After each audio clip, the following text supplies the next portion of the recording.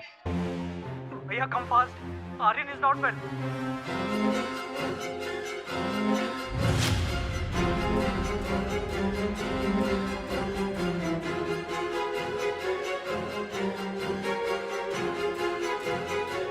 सनी दरवाजे पर रोहित का इंतजार कर रहा था। रोहित सीधा बेडरूम की तरफ भागा और वहां रोहित ने जो देखा वो उसकी समझ से बाहर था। आर्यन गहरी नींद में था और वो नींद में एक ही चीज बोले जा रहा था, मम्मा, चॉकलेट आइसक्रीम, मम्मा, चॉकलेट आइसक्रीम। रोहित के लिए ये चीज बहुत शॉकिंग थी। रोहित ने आर्यन को माँ और बाप दोनों का प्यार दिया था, फिर आज ये अचानक आर्यन नींद में अपनी माँ को क्यों याद कर रहा था? ब्रो, मैंने ना इंटरनेट पे एक वीडियो देखा था जिसमें एक लेडी 7 साल के बच्चे को ये यकीन दिलाती है कि पिछले जन्म में वो उसका बेटा था और वो बच्चा अपनी असली माँ को छोड़कर उस लेडी के साथ चला जाता है। तुम कहना क्या चाहते हो? ब्रो, वो सामने वाली ब्यूटीफुल सी दीदी, उनसे मिलने के बाद आर्यन का बिहेवियर काफी चेंज हो गया है। तुमसे कितनी बार कहा है कि टेक्नोलॉजी का सही इस्तेमाल किया करो। दिन भर या तो वीडियो गेम्स खेलते रहते हो या फिर ये वाहियात वीडियोस देखते रहते हो। तुम्हारे भी सोने का वक्त हो गया, जाके सो जाओ। सनी की बात रोहित के दिल में शक गड़ा चुकी थी। क्या सचमुच वो लड़की आर्यन के इमोशंस के साथ खेलकर उस तक पहुंचना चाहती थी या वो सिर्फ एक कोइंसिडेंस था? एक तरफ आर्यन के मुंह से मम्मी सुनकर रोहित परेशान था और दूसरी तरफ अनिका सोच रही थी कि आखिर उसके खोए हुए बेटे को कैसे ढूंढे, किससे मदद मांगे। इन 6 सालों में अनिका ने सारे गुमशुदा बच्चों की पूरी जानकारी इकट्ठा की हुई थी। अनिका उस इंसान तक पहुंचना चाहती थी जिसने उसके बेटे को हॉस्पिटल से किडनैप किया था, लेकिन कोई भी सुराग उसके हाथ नहीं लग रहा था। एक बार उसने बैंगलोर से कॉल करके मनाली पुलिस को कंप्लेंट की थी, मगर छानबीन में पाया गया कि ना तो हॉस्पिटल में उसके जुड़वा बच्चे पैदा होने का कोई रिकॉर्ड था और ना कोई गवाह था जिससे ये साबित होता कि अनिका ने जुड़वा बच्चों को जन्म दिया था। मैडम, जो बच्चा कभी जन्मा ही नहीं, वो गायब कैसे हो सकता है? वो ये सब सोच ही रही थी, तभी अनिका को याद आया कि उसकी स्कूल का एक दोस्त पंकज इन दिनों मनाली पुलिस में सब इंस्पेक्टर है। हेलो पंकज, अनिका बोल रही हूँ। Hi Anika, how are you? Anika ने पंकज को अपनी कहानी बताई कि कैसे एक आदमी ने डिलीवरी के तुरंत बाद हॉस्पिटल से उसका बच्चा चुराया था। प्लीज कुछ करो ना, कोई तो रास्ता होगा जिससे मैं अपने बेटे तक पहुंच सकूं। पंकज पहले से ही इस केस से वाकिफ था। देखो अनिका, ऑफिशियली मैं तुम्हारी कोई मदद नहीं कर सकता क्योंकि कहीं भी कोई भी ऐसा रिकॉर्ड नहीं है जिससे ये साबित हो कि तुम्हारे जुड़वा बच्चे हुए थे। I am really sorry Anika. Anika का दिल बैठ सा गया। उसके बेटे तक पहुंचने की उसकी उम्मीदें कम होती नजर आ रही थीं। देखो अनिका, मैं एक बात कह सकता हूँ ऑफ द रिकॉर्ड, मनाली में जितने भी बुरे काम होते हैं, चाहे वो किडनैपिंग ही क्यों ना हो, इन सब के पीछे कहीं ना कहीं तुम्हारे ससुराल वालों का हाथ होता ही होता है। डोगरा खानदान। पंकज के फोन रखने के बाद से अनिका गहरी सोच में डूब गई कि डोगरा खानदान से उसके बेटे की इंफॉर्मेशन आखिर कैसे निकाली जाए।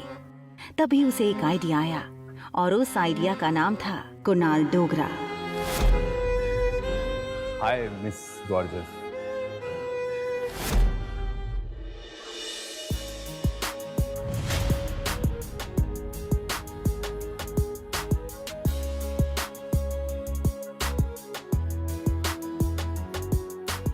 रिया अभी अपनी गेम में इतनी इन्वॉल्व थी कि उसके पास क्या चल रहा है उसकी कोई खबर ही नहीं थी। देखो बेटा, मम्मी 2-3 घंटे में आ जाएगी। अगर किसी भी चीज की जरूरत पड़े ना तो होटल के रूम सर्विस को कॉल कर देना। Okay okay, bye bye. Riya छोटी थी लेकिन अपनी उम्र के बच्चों से काफी ज्यादा स्मार्ट थी। उसको अक्सर अकेली रहने की आदत थी।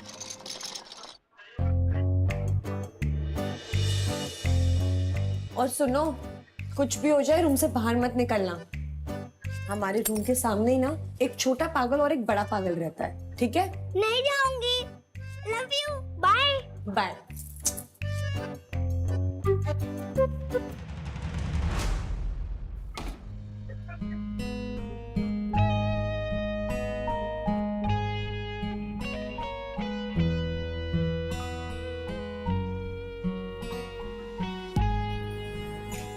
अनिका जान चुकी थी कि जब उसने रोहित को पागल कहा तब वो उसके पीछे ही खड़ा था। अनिका सोच रही थी कि दूसरी लिफ्ट ले लूंगी, तभी लिफ्ट मैन ने कहा प्लीज कम इन मैडम। ना चाहते हुए भी अनिका को वही लिफ्ट में जाना पड़ा। अनिका सोच रही थी कि आखिर रोहित ने उसकी बात सुन के कुछ रिएक्ट क्यों नहीं किया। वहीं दूसरी तरफ रोहित इस लड़की को समझने की कोशिश कर रहा था। आपने छोटा पागल किसको बोला? आपके होटल में रहने वाले मेहमानों की प्राइवेसी का बिल्कुल ख्याल नहीं रखा जाता क्या? हमारी होटल मनाली की सबसे सेफ और सिक्योर होटल है। इतनी सिक्योरिटी के बावजूद ना कल मेरी चॉकलेट आइसक्रीम चोरी हो गई थी। इनफैक्ट कुछ डाकू आए और मेरी आइसक्रीम लूट के चले गए। एक्सक्यूज मी, आपने हमें डाकू बोला? हाँ बोला, क्योंकि कल तुम्हारी वजह से पहली बार मैं अपनी बेटी को दिया हुआ प्रॉमिस पूरा नहीं कर पाई। क्या मतलब? वो चॉकलेट आइसक्रीम आप अपनी बेटी के लिए लाई थी?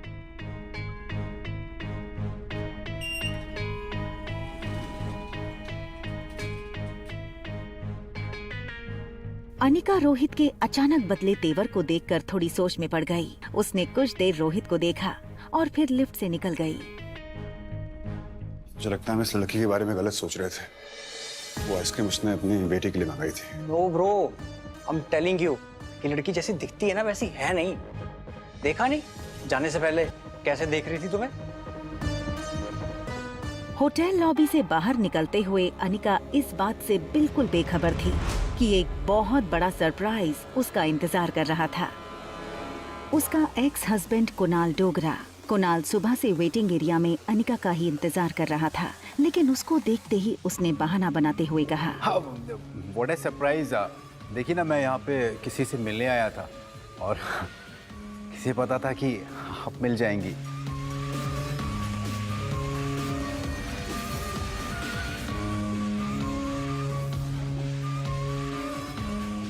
Thank you. My pleasure. वैसे यहाँ पास में ना एक बहुत अच्छी कॉफ़ी शॉप है, तो क्या आप मेरे साथ कॉफ़ी पे इफ यू चल सकती हैं? अनिका ने हाँ कर दी। कुणाल को अपनी लक पर विश्वास नहीं हो रहा था। That's great। लेकिन कितनी अजीब सी बात है ना कि हम लोग लगातार 2 दिन से मिल रहे हैं, लेकिन एक दूसरे का नाम ही नहीं जानते हैं अभी।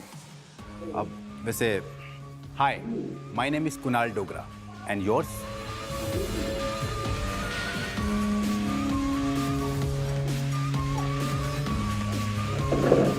Ragini. Pleasure to meet you miss Ragini.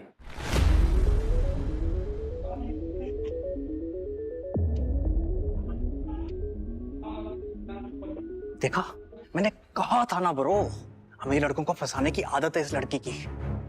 और होटल में चेक इन के टाइम इसने अपना नाम अनिका गुलेरिया बताया था। भैया यू शुड बी केयरफुल। हमें और आर्यन को ना इस लड़की से बच के रहना चाहिए।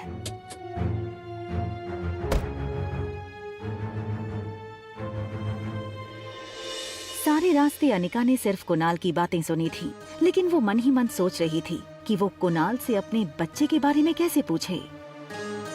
Please coffee. अब वैसे मैं सोच रहा था कि आपकी जो छोटी बहन है उनमें और आप में काफी एज डिफरेंस लगता है। वो होंगी 6-7 साल की, आप 21-22। काफी जानकारी है आपको मेरे बारे में। हाँ मतलब वैसे कुछ जानकारी मैंने भी आपके बारे में इकट्ठा की हुई है। अच्छा जी। जैसे कि आप मैरिड हैं। इनफैक्ट आपकी शादी के वक्त आपकी वाइफ 4 मंथ्स प्रेग्नेंट थी, राइट? रागिनी, तुम ये सब कैसे जानती हो? अरे आप ही ने कहा था ना कि मनाली में किसी से भी कुणाल डोगरा के बारे में पूछ लो तो वो मुझे आपके घर तक पहुंचा देगा। देखो रागिनी, सच ये है कि उस लड़की के साथ मैंने 2 मिनट से ज्यादा नहीं बिताए। शादी के फेरे लेते ही मैं दिल्ली चला गया था। फिर जब लौट करके आया तो उसकी डिलीवरी की डेट आ चुकी थी। उसने एक बेटी को जन्म दिया। फिर उसके बाद वो अपनी मौसी के साथ बेंगलोर चली गई। बस इतना ही? उसका बेटा कहाँ है? ये सुनकर कुणाल एकदम से सुन्न हो गया। उसकी आवाज जैसे उसके हलक में अटक गई हो। कौन सा बेटा? तुम किस बेटे की बात कर रही हो? उसका बेटा, उस लड़की ने जुड़वा बच्चों को जन्म दिया था ना, तो लड़का कहाँ है? कुणाल चौंका तो था ही, लेकिन साथ ही उसको हल्का सा शक हुआ कि रागिनी इस तरह अनिका के बारे में क्यों पूछ रही है। और तभी अनिका बात घुमाते हुए बोली, ऑनेस्टली मैं किसी ऐसे से दोस्ती नहीं कर सकती जो अपनी लाइफ की बातें मुझसे छुपाए। I am really sorry.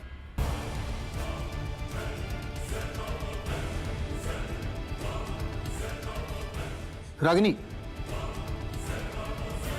मैं बताता हूँ। क्या आज अनिका को अपने खोए हुए बेटे के बारे में पता चल जाएगा?